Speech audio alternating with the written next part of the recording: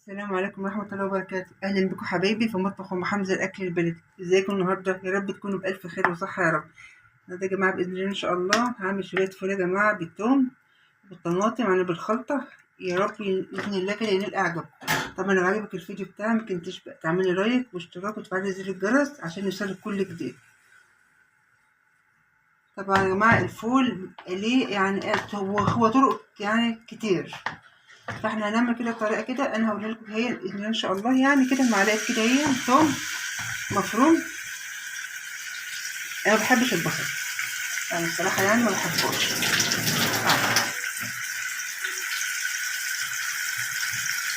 الثوم بيدي نكهه حلوه قوي الثوم اهو.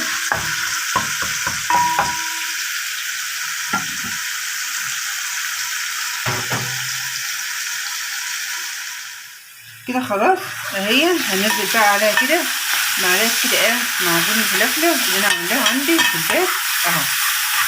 يا سلام على الريحه، يا سلام. شوفوا الريحه كده يا جماعه اهو، الريحه بتاعتها اهي. أكلة يا جماعة يعني بسيطة واقتصادية في الأيام اللي احنا فيها دي. نقول أهم حاجة نقول الحمد لله. شوفي هنيجي بقى هنا بقى هنحط كده بس كده مكعب بس كده مرقة دجاج. حطي ينفع أم حمزة؟ ينفع يا قلبي.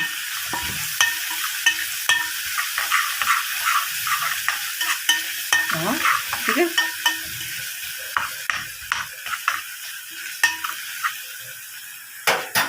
هننزل عليها على طول طماطم.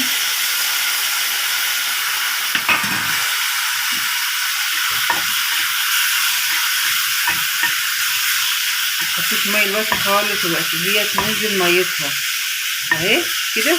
طبعا احنا ما نقدرش احط اي توابل ولا اي حاجه لان يا جماعه المكعب معايا في في توابل، فمش عايزه ابوظ الفول اللي انا جايباه. لما نشوف الاول هيطلع الطعم بصي هسيبها كده بس كده يدوبك 3 دقايق بس. الطماطم هتنزل ميتها وهنشوفها على طول واوريكم ان شاء الله. قلبي بصي شوفي محطتش ميه، نزلت ميتها اهي. هنحط عليها شوفي اهو، هنحط نص معلقه صغيره فلفل، نص معلقه صغيره برضو كمون. متحطيش اي حاجه تانية، ملح لا، لان حاطين مرقه دجاج. جربيها وهتدعي لي والله. شوفي اهو ايه كده. طبعا جايبه يا جماعه الفول جايباه جاهز ففي ملح، فمش عايزين يعني نبوظ اللقمه اهي. هنحط بقى الفول بسم الله الرحمن الرحيم كده اهو.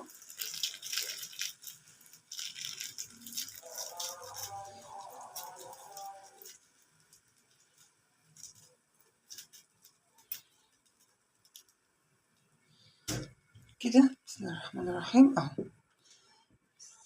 انا ما اقدرش اخلي الطماطم تتسبك، لا انا عايزه يا جماعه الفول دي تدوب مع الطماطميه كده مع بعض كده، يدوا كده طعم حلو. شوف الشكل بتاعه عامل ازاي يا جماعه.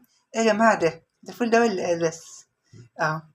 شوف اهو بس كده. طبعا هندوق بقى الطعم بقى ونشوف مظبوط.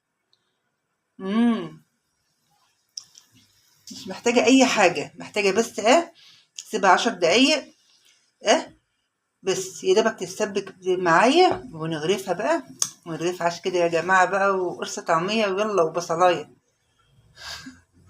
يلا 10 دقايق كده ان شاء الله كده وبوريلك يا جماعة. شوفوا ما شاء الله اهو، عملنا طبق فل يا جماعة عسل اهون. شوف اهو شوفي، وحطينا على فلفل وحش اهو وشوية طماطم ومعاهم الطعمية اهو.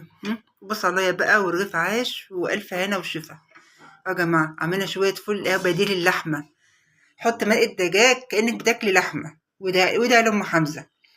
يا رب إن شاء الله يا حبايبي بإذن الله كده تجربي الوصفة بتاعتي وتعجبك. هي بسيطة واقتصادية مش مكلفة.